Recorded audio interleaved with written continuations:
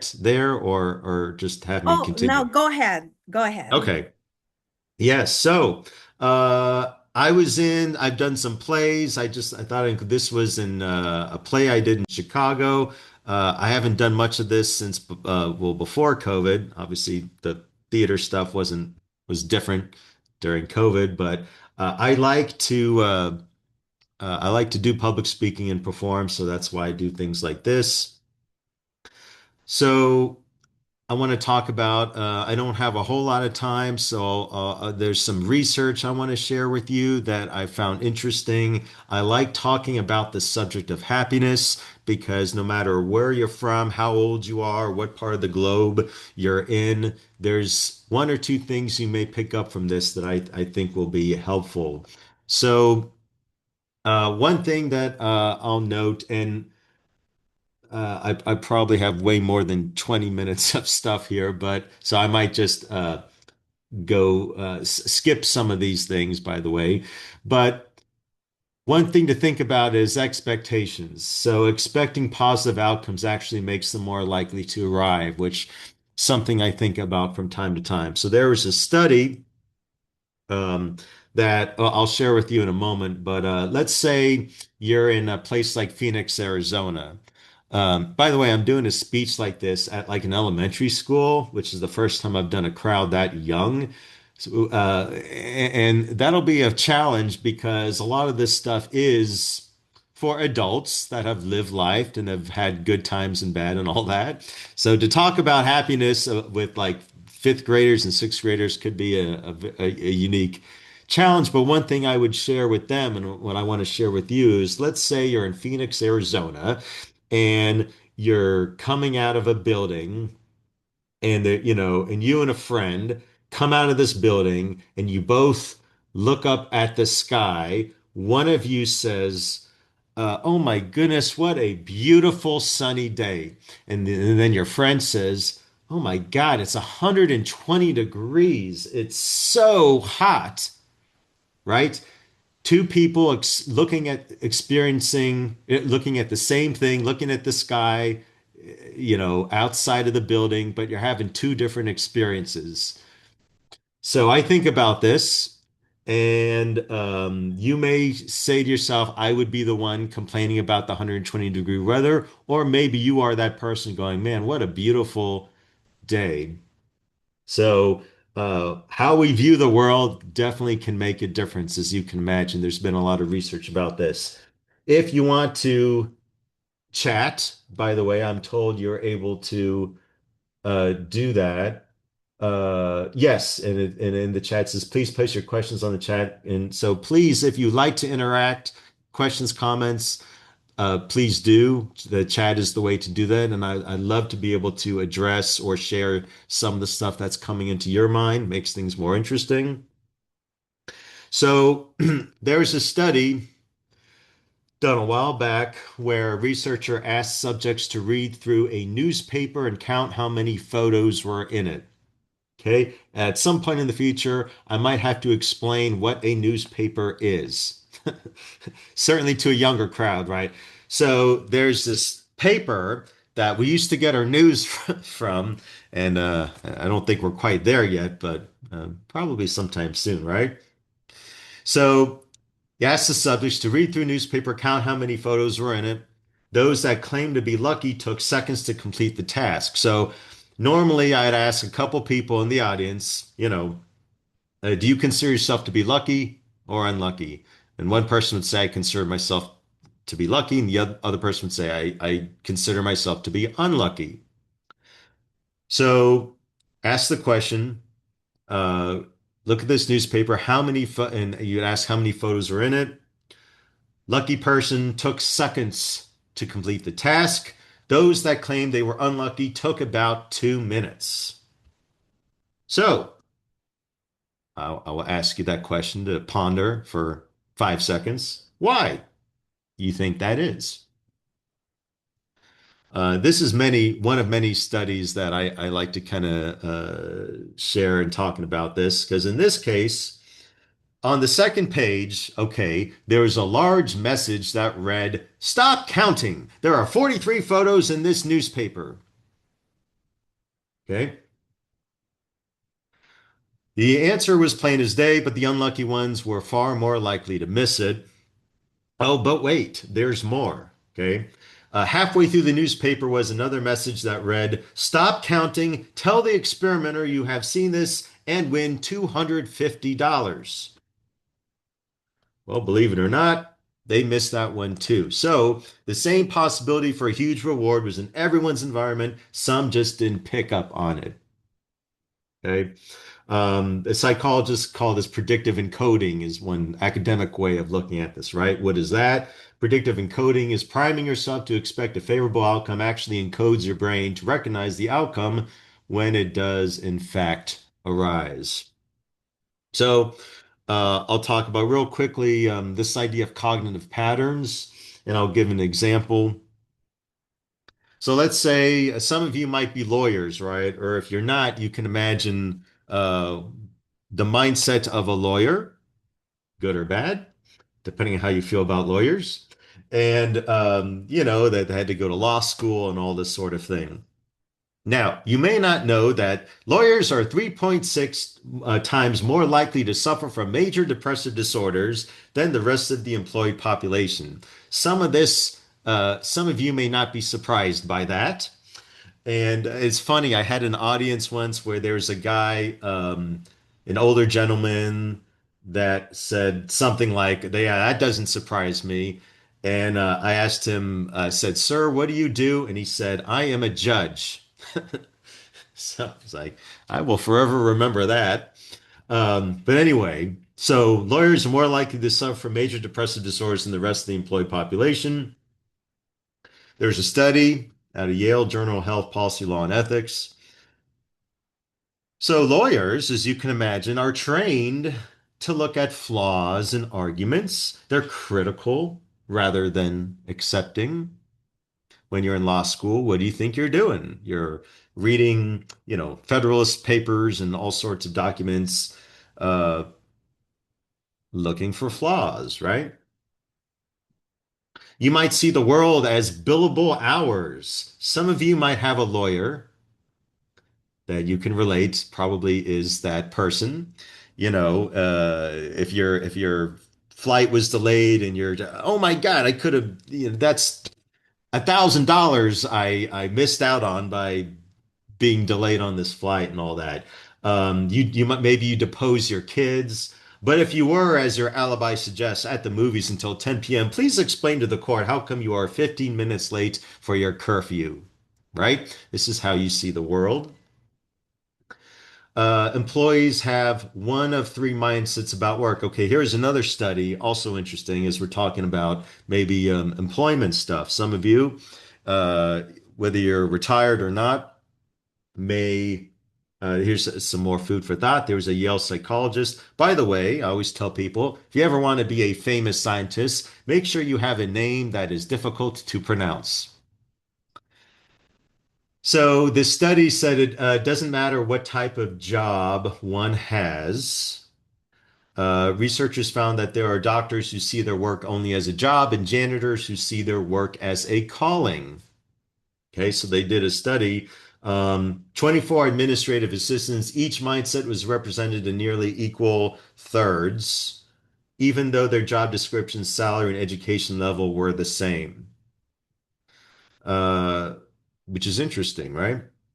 Unhappy employees find ways to improve their work life that don't involve quitting, changing jobs, or going to search for the meaning of life. So a little bit more food for thought for you. So there's a researcher um, written some books out of, I think he's was out of Harvard anyway, um, Dr. Tal, who had says it might suggest rewriting your occupation into a calling description. Write it in a way that would entice others to want to be a student or to be a lawyer or to be a, whatever it is that you do.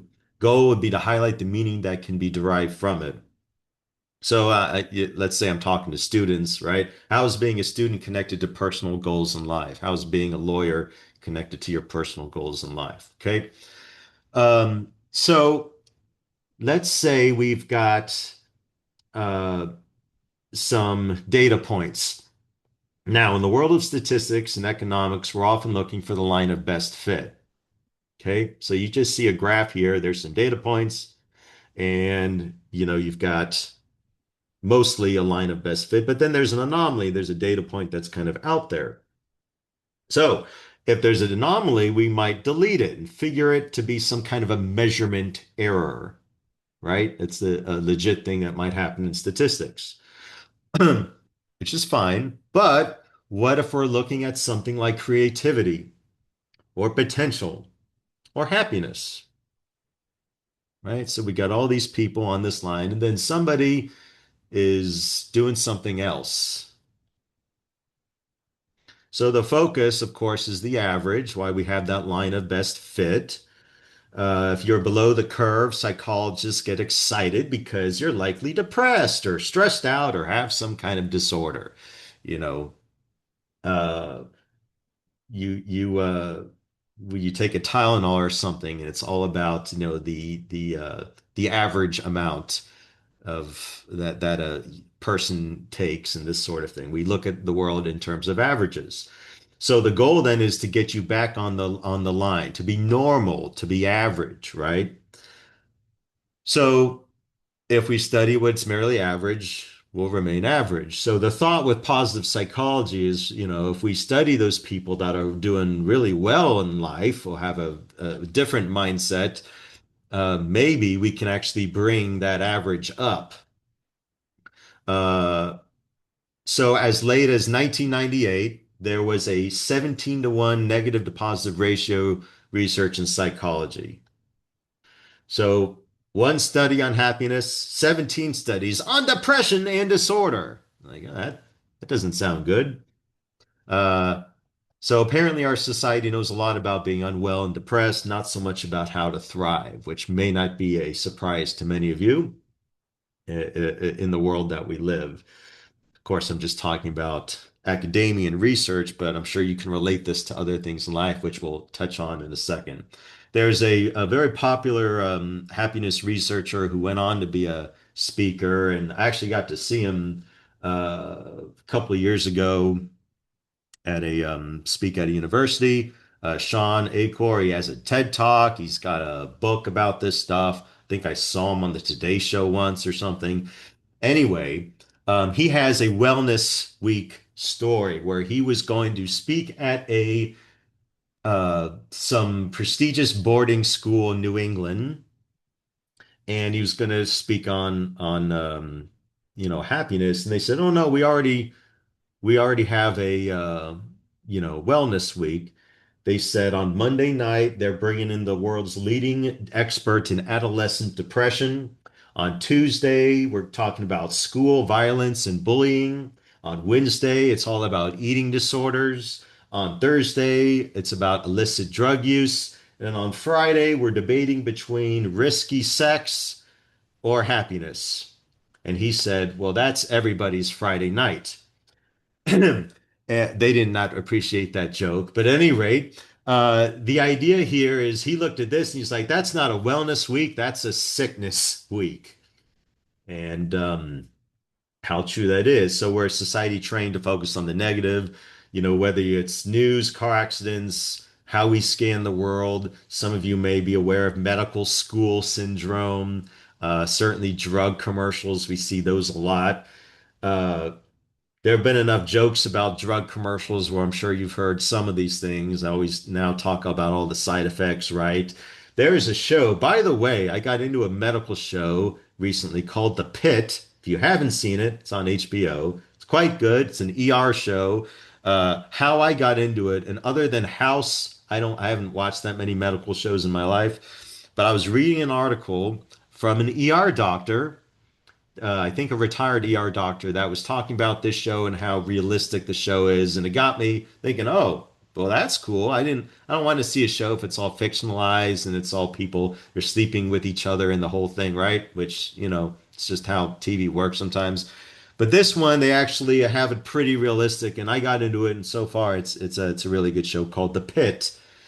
Uh, Acting's fantastic and all that on HBO if you're looking for a new show or like that sort of thing. So this makes us think that the world is more negative than it is, right? So couple things I will some more food for thought. It's not necessarily that reality shapes us, but the lens through which your brain views the world that shapes your reality. Now, some of this may sound kind of hokey, uh, you know, hippy dippy, Tony Robbins, whatever kind of stuff. It goes a little bit beyond that. I'm happy to say, not that there's anything wrong with the happy, warm and fuzzy stuff. There is research, and I'll try to share with you one or two that kind of boggles the mind in a good way that the way you view the world can shape your reality. And part of that's how I got into this when I looked at some of this stuff. It's pretty neat. So, question is, can we change that lens? If we could literally change our reality, or more specifically, every business and educational outcome, right?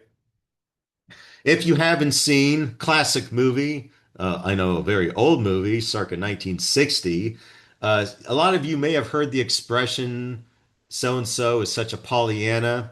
And not that I'm an old person, but maybe certainly if you're of a certain age, you probably have heard that expression. Even if you're not, now you have. Comes from this movie, Pollyanna, live action Disney movie. It's very good. Uh, Still holds up, I think, although I haven't seen it in a while. But it's about this girl loses her parents. So she's an orphan, goes to live with her aunt, who's this well-to-do, powerful person in this small town, who doesn't have any kids and not really good with kids or anything. But has a lot of money and all that. This person. So Pollyanna is very happy, just uh, has a pretty good affect, pretty good emotional state, and people looking at her like, you lost your parents. Why are you so happy, right? Like, what's your deal? And so this movie's sort of about how this town's kind of miserable, or a lot of people in this town are miserable. So they look at her like, what in the heck? And so it's interesting. So if you're looking for, I'm sure it's streaming on Amazon or whatever. But Pollyanna, sometimes I think about this going, you can have a lot of terrible things in your life or things that happen to you, as we all do, but you certainly don't have to be a miserable person, right? There are many studies that illustrate how our reality depends on how we view it. Um, as you see, I only got a couple more minutes. I'm supposed to wrap this up, so some of this I'm just going to skip through or not even get to, but I'll get to a happy ending. I don't want to leave people on a well, the world is a dark place. Good night, everybody. So that there is a happy ending. But I do ask the question: how much do you think of your external world is predictive of your happiness?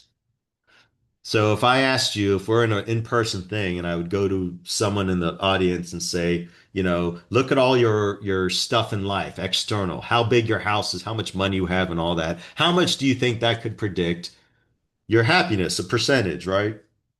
Is it 10%, 50%, 80%, and people give a number. So another study, if I know everything about your external world, I can only predict 10% of your long-term happiness. A lot of times people will give a much higher number than that. 90% of your long-term happiness is predicted not by the external world, but by the way your brain processes the world. And this researcher, by the way, had said it's not about the pursuit of happiness, but rather the creation or construction of happiness. A line that kind of stuck in my mind as well. How do research study happiness? Some of you might be asking. So, just a little sidebar. They study positive emotions such as joy, gratitude, serenity, interest, hope, pride, amusement, inspiration, awe, and love. Again, fascinating stuff. I'll share with you one study, and then we'll wrap it up since it's already almost 12:30.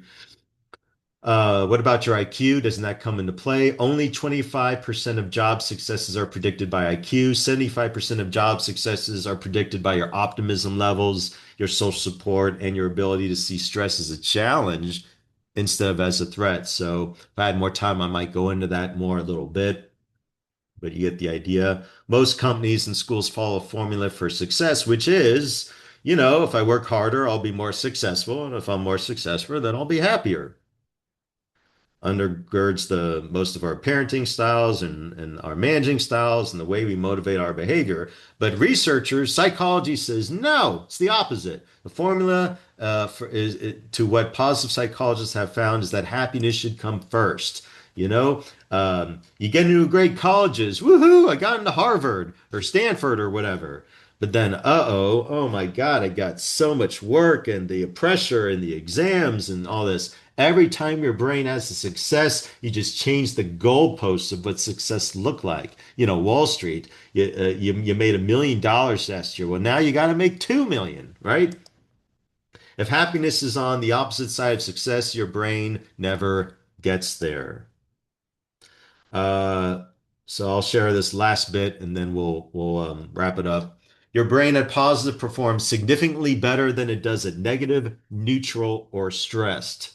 Check this out. Your intelligence rises, your creativity rises, your energy levels rise. Every single business outcome improves. Your brain at positive is 31% more productive than your brain at negative, neutral, or stressed. Doctors are 19% faster, more accurate at coming up with the correct diagnosis when positive instead of negative, neutral, or stress. So, whenever you got some major surgery you got to do, make sure your doctor is in a good mood, right? I'm half joking there. So anyway, it's 12:32. You get a little taste of the kinds of stuff I like to talk about. Hopefully, you are if you have some thoughts, questions, please put in the chat so we can interact a little bit. It says in the chat, I encountered a phrase that stuck with me. Maria says, it says, happiness is something you decide on ahead of time. Okay, it's another good one. And there are some stories out there uh, where people can go through some pretty rough stuff. And I'll give you one example. I was listening to there was for many years there's a guy by the name of Dennis Prager who has written a lot of books on different things. Uh, Talks about marriage and humanity and religion and politics and all kinds of stuff. Had a radio show for a while. Then he had an injury, and I don't think he's been doing the radio show in a while since he had a injury. But he used to have a happiness hour every week. It was like every Friday. It was on the radio back when people listened to the radio. And he had the happiness hour, and he did this for like 20 years or something like that. Many years since like 1999, I think. And he had a book which I highly recommend called Happiness is a Serious Problem. And his name's Dennis Prager. Again, he's written a bunch of different books on things, but he had a book on happiness called Happiness is a Serious Problem. And which is a great title, right? And so he had this show, the Happiness Hour. And he was talking to a guy who is and I'm driving, I'm in the car listening to this, okay? And he had a guy who was like this tech CEO, tech company CEO, right? Uh, who had written some book, and the guy, he had a child that passed away at a very young age, which, my goodness, might be the worst thing that can happen to a person, right? It's got to be up there.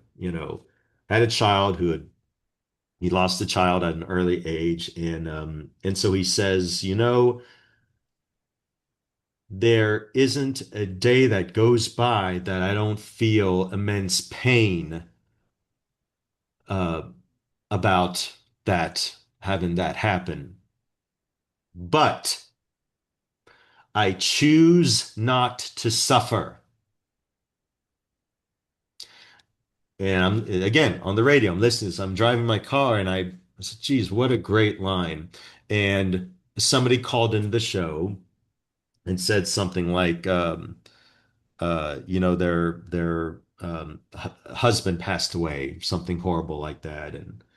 And this lady said, I didn't realize that I had the option to not suffer until I did. Another great line. Um, so that's one thing that stuck in my mind, and I thought I would share as I was read that comment. So if you have any other comments, questions, please put them in the chat. And I wanted to share a little something with you. Mindset. This is just a couple of some of the research things that I want you to think about, but I get into some couple studies that just make your head spin because you're like, wow, that's sounds like something out of the Matrix or something, right? That it's really interesting how much an effect that we can have over other people, of course, and over our own mental health as we go through the ups and downs in life. So any please put in the chat any other thoughts, questions. I love to hear if you do. If not, that's fine too. But I encourage you as I do the 20-minute version or whatever of my thing here uh, to uh, tell yourself, no matter what's going on in your week or in your day, you don't have to choose to suffer, right? If something really bad happened. I think Prager had another really great line where he said, "If nothing is horrific, then life is terrific." She's like, I really like that too, because there are a lot of bad things that can happen, but if nothing is horrific, then life is terrific. Grass is always greener on the other side, right? So I worked at a suicide hotline when I was many years ago, uh, and you hear some pretty intense things, the good and the bad and the ugly of humanity when you're at a suicide hotline. People that will call in because not just they're suicidal, but because they're going through major stuff. Maybe they're bipolar, schizophrenic, whatever the case. I heard it all, and it was interesting because you can realize that whatever problems you have, there's probably somebody that's going through way worse stuff than you ever will. Um, so yeah, so here we go. Does physical activity like exercise help one to have a more optimistic view in life? Great question, and I'm so glad you asked. So had I had an extra half hour or hour, I often do an hour and a half or something of this stuff, by the way, but I would encourage some specific things one can do, like meditation or yoga, or there's specific things that we can do. The very important and interesting thing about that is it doesn't take a lot. You can do something 5 minutes a day, and it could last for months. Okay, a little goes a long way is a very interesting thing. So if you only meditate for 10 minutes a day or something, that can make a world of a difference. So I'll put that out there.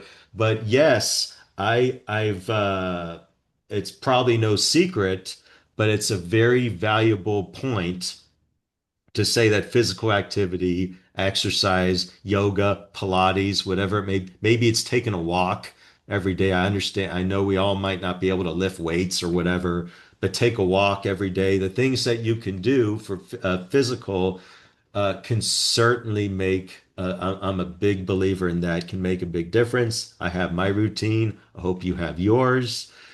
Uh, so there are things that we can do every day for just 5 minutes or 10 minutes that we all have time for. Some of you are saying, I don't have time for that. And I say, that's nonsense. Yes, you do, right? You probably have 5 minutes a day or 10 minutes a day where you can do something, whatever that might be, that would be helpful.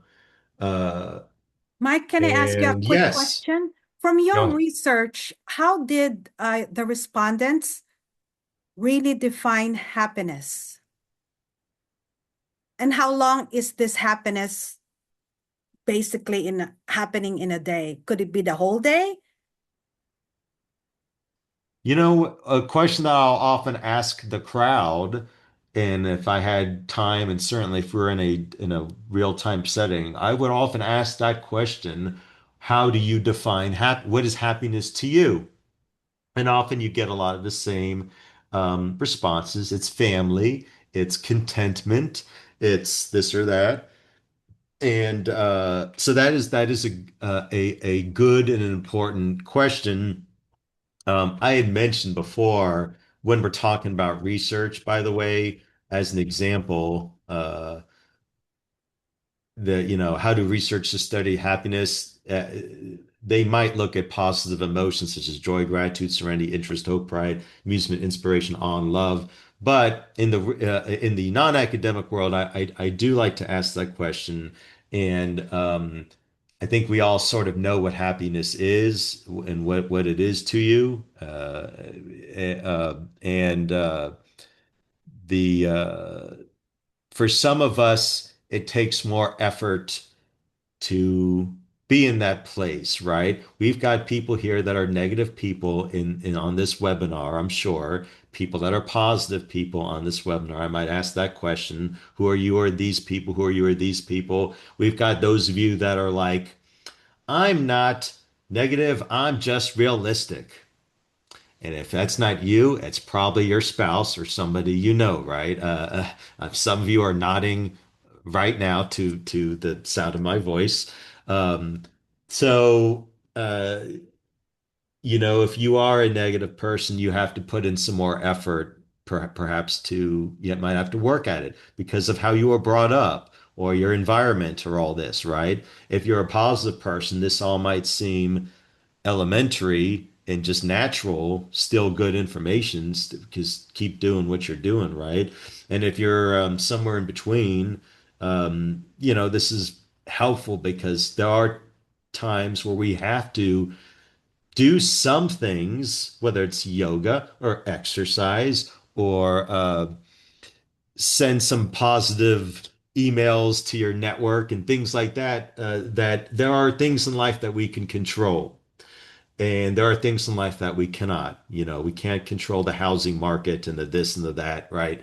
But the things that we can control uh, can make a big difference in our bubble and our lives and how we view the world and how others feel and how they view you and all this sort of thing. So, like Pollyanna, right? When you give good energy, whatever you want to call it, that maybe that's contagious. Maybe uh that guy I mentioned, Prager, he would say happiness is a moral obligation, which by the way I love that. He says you can no longer inflict unhappiness like you inflict body odor on a person. Right? So it is a moral obligation. I think there's a lot to be said about that. Does that help, Arlene, to kind of answer it? It's a good question to ask a crowd, but yeah, we for some of us it's a real challenge to get there, and for some of us it's not that long of a journey, but it is about maybe doing specific things every day to wire our brain to be in a better state because there are ways to do that. And it's a human nature that will often go to the negative because that's kind of what we're bombarded with the news and everything out there. Yes, other stuff, other thoughts, questions. I love that. Does physical activity like exercise help one to have a more, you know, and I'll say this one other thing. Another interesting thing, I'll often have someone in an audience ask a question about faith-based stuff.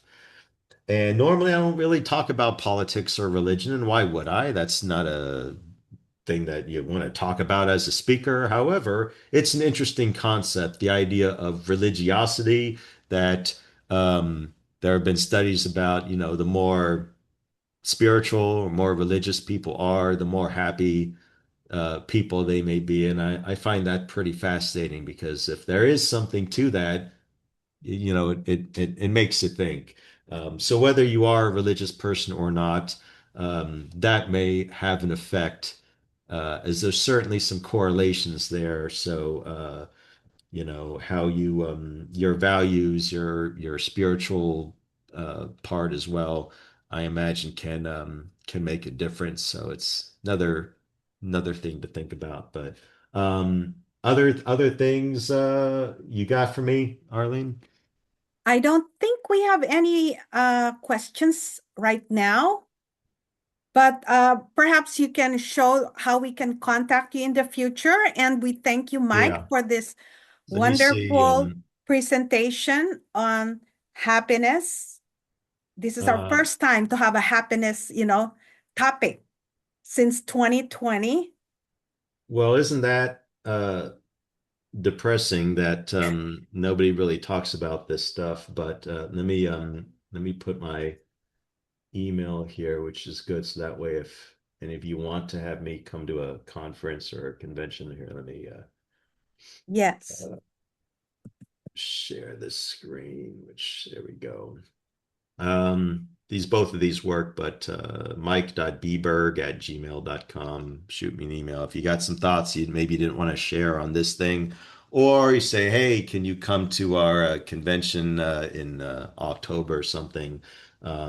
That would be wonderful, and I can go more into this. And frankly, any organization or company out there um, probably would want to have uh, a happier organization or workplace. So I'm sure it would be of value. But yeah, shoot me an email and take some steps in your life, right? I didn't get into it much, but there are things you can do. I don't want this to be, oh, that was nice. Like tomorrow, set a time where you can do some things, whether it's some exercise or yoga or whatever, or email some people some positive stuff in your network, some friends, and you know, whatever it is, those little things can make a difference.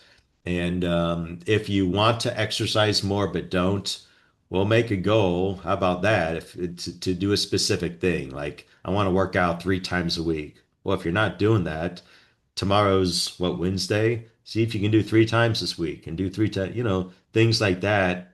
Um, I think make a huge difference. It's made a difference for me. I've gotten into a pretty good routine. I had a physical, as we all should do every year, right? And I had my the nurse practitioner said to me, I did the blood work and all that, and he said, "Wow, that is one of the best panels I've ever seen." It's a hell of a thing to say, right?